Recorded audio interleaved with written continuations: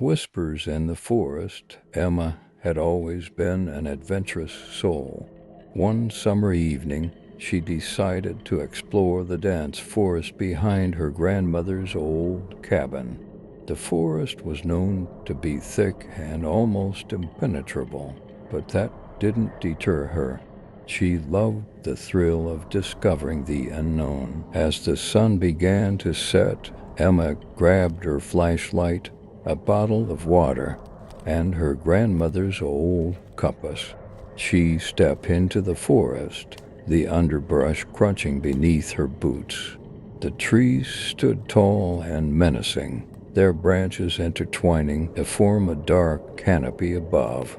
The deeper she went, the more the forest seemed to close in around her. After about an hour of walking, Emma realized she had ventured farther than she intended.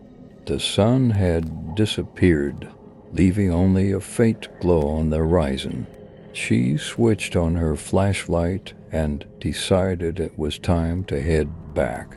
Turning around, she noticed something strange. The path she had been following seemed to have vanished. She tried to retrace her steps, but every direction looked the same. The trees loomed over her, their branches whispering in the wind. Panic began to set in. She took out the compass, but the needle spun wildly as if confused. Suddenly, a chilling sound echoed through the forest. It was a low, guttural growl. Emma's heart pounded in her chest. She shone her flashlight around, trying to find the source of the noise, but saw nothing.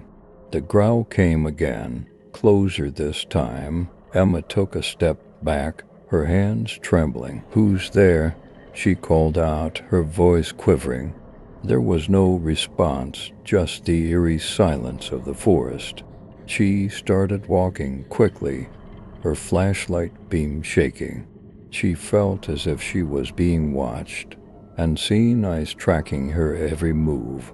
The growl came once more, and she broke into a run. Branches scratched her arms and face as she stumbled through the dense undergrowth. Her foot caught on a root, and she fell hard, her flashlight skittering away. In the darkness, she could hear the sound of footsteps approaching, slow and deliberate. Desperately, she crawled towards her flashlight, grabbed it, and pointed it in the direction of the footsteps. The beam of light revealed a figure standing just beyond the trees. It was tall and gaunt, with hollow eyes that seemed to pierce through her. Emma screamed and scrambled to her feet, running blindly through the forest. She could hear the figure following her, its footsteps growing louder. She didn't dare look back. Her breath came in ragged gasps, and her legs burned with the effort of running. Just when she thought she couldn't run any longer, she saw a faint light ahead. It was the porch light of her grandmother's cabin. With a burst of energy, she sprinted towards it, the figure still on her heels. She reached the cabin, threw open the door, and slammed it shut behind her. Breathing heavily, she locked the door and backed away. The figure was nowhere to be seen. She looked out the window, but the forest was silent and still. Had it all been in her imagination? She turned away from the window and gasped. Standing in the middle of the room was her grandmother, or at least what looked like her. Her eyes were hollow, just like the figure in the forest. Emma's blood ran cold as her grandmother spoke in a voice that was not her own. "You can't escape, Emma. The forest has claimed you." Emma felt her legs weaken, and she collapsed onto the floor, her eyes locked on the ghastly figure of her grandmother. The room seemed to grow colder, the walls closing in. Desperation clawed at her mind. She needed to find a way out, but her body refused to move. The figure stepped closer, its face contorting into a sinister smile. "This place," it hissed, has a way of drawing people in. And once you're here, you never leave. Emma mustered all her strength and pushed herself up, backing away towards the door. Her eyes darted around the room, searching for anything that could help her. On the table, she noticed her grandmother's old book of local legends. With a sudden burst of determination, she grabbed it, hoping to find some clue to escape the nightmare. The figure's smile faded as it watched her. "That won't help you, Emma. This forest is ancient. Its power is beyond your understanding." Ignoring the figure's words, Emma flipped through the pages frantically. Her fingers trembled as she found a passage about a ritual that could break the forest's curse. The ritual required a few specific items: a piece of the forest, a drop of blood, and the light of a full moon. Emma's heart sank. The full moon wouldn't rise for another week. Desperation surged through her. She needed to buy time to survive until the full moon. She turned to face the figure, her voice steadier than she felt. "What do you want from me?" The figure's eyes gleamed with malice. "Your fear, your despair, the forest feeds on it. Give in, and it will be quick." Emma shook her head, defiance burning in her eyes. "I won't let you have me." The figure's smile returned, wider and more twisted than before. "We'll see about that." Suddenly, the cabin's windows shattered, and the room was filled with an icy wind. Shadows danced along the walls, taking on grotesque shapes.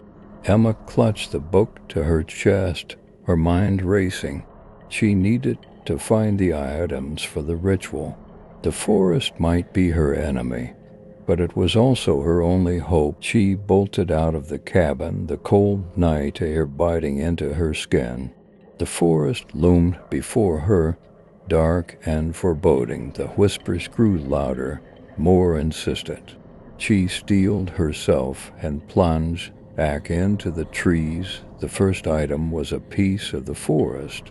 She tore a branch from a nearby tree, its bark rough against her hands.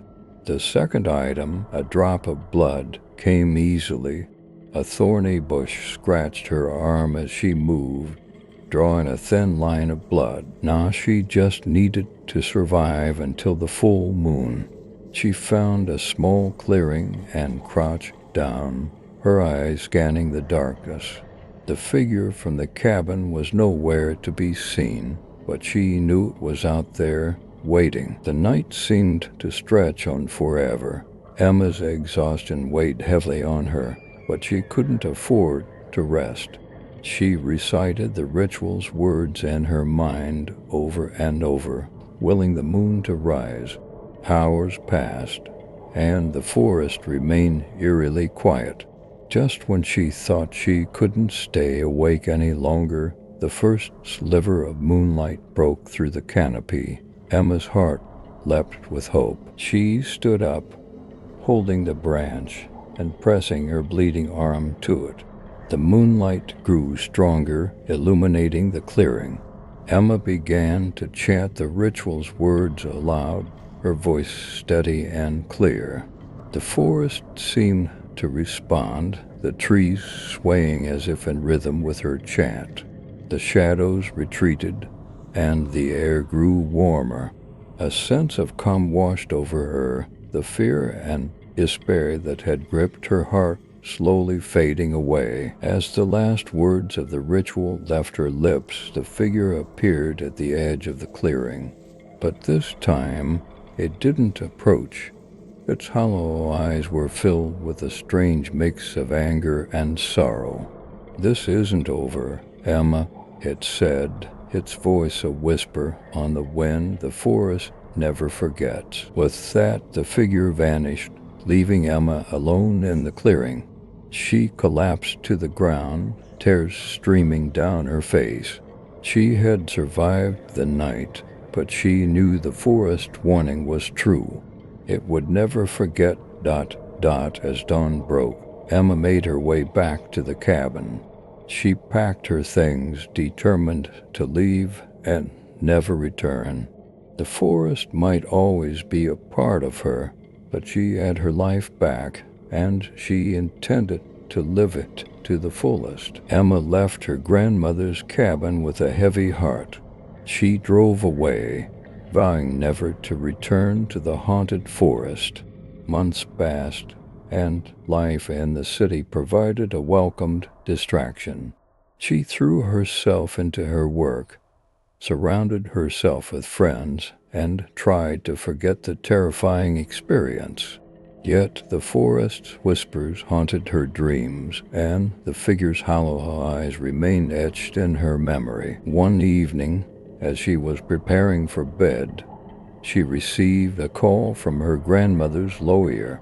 Her grandmother had left the cabin to Emma in her will, along with a cryptic letter.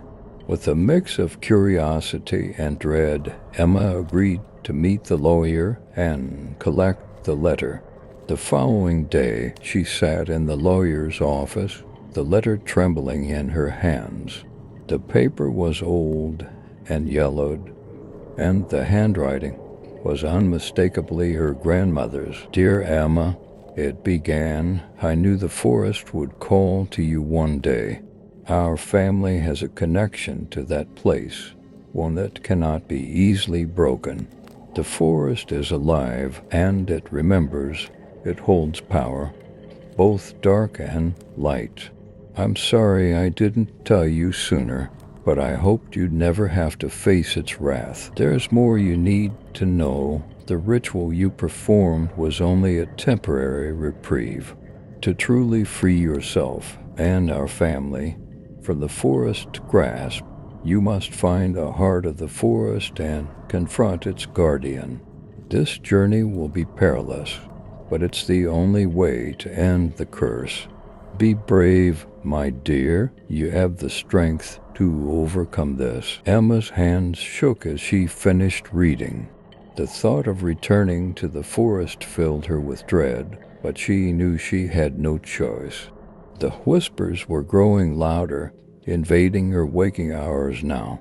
She had to confront the forest once and for all. She spent the next few days preparing for the journey. She packed supplies, studied maps of the area, and even learned about local legends and folklore. Armed with knowledge and determination, she set off for her grandmother's cabin. As she approached the forest, the air grew thick with anticipation. The trees seemed to whisper her name, their branches swaying ominously. Emma steeled herself and stepped into the forest once more, the familiar crunch of leaves underfoot sending chills down her spine. Using her grandmother's letter as a guide, she navigated the dense undergrowth, heading towards the heart of the forest. The journey was arduous, and she encountered numerous obstacles: fallen trees, treacherous ravines, and eerie sounds that kept her on edge. But she pressed on, her resolve unwavering. After days of travel, she finally reached a clearing. In the center stood an ancient, gnarled tree, its roots twisting and intertwining like serpents. Emma knew she had found the heart of the forest. She approached cautiously, the whispers growing louder and more urgent. Suddenly, the ground trembled, and the tree's roots began to move. From within the tree emerged the forest's guardian, a towering figure with hollow eyes and a body made of intertwined branches and leaves. It regarded Emma with a mix of curiosity and malice. "You have come far, Emma," the guardian's voice echoed, a deep rumble that seemed to resonate with the very soul of the forest. "Why do you seek to end what has been in place for centuries?" Emma took a deep breath, her voice steady despite her fear. "This curse has tormented my family for too long. I want to end it, to free myself and those who come after me." The guardian tilted its head, considering her words, very well. If you wish to break the curse, you must prove your worth. Face the trials of the forest, and if you succeed, the curse will be lifted." Before Emma could respond, the guardian vanished, and the forest around her began to shift and change. The clearing transformed into a labyrinth of twisted trees and dark shadows. Emma steeled herself and stepped forward, ready to face whatever the forest had in store. The first trial was one of fear. The forest conjured visions of her deepest nightmares: the hollow-eyed figure, the whispers, and even her own death. But Emma stood her ground, reminding herself that these were illusions meant to break her spirit. She pressed on, the visions fading as she conquered her fear. The second trial tested her strength. The forest sent wild creatures to attack her, their eyes glowing with malevolent intent. Emma fought bravely, using her surroundings to her advantage. She emerged victorious, though battered and bruised. The final trial was one of heart. The forest showed her visions of her loved ones, begging her to abandon her quest and return to them.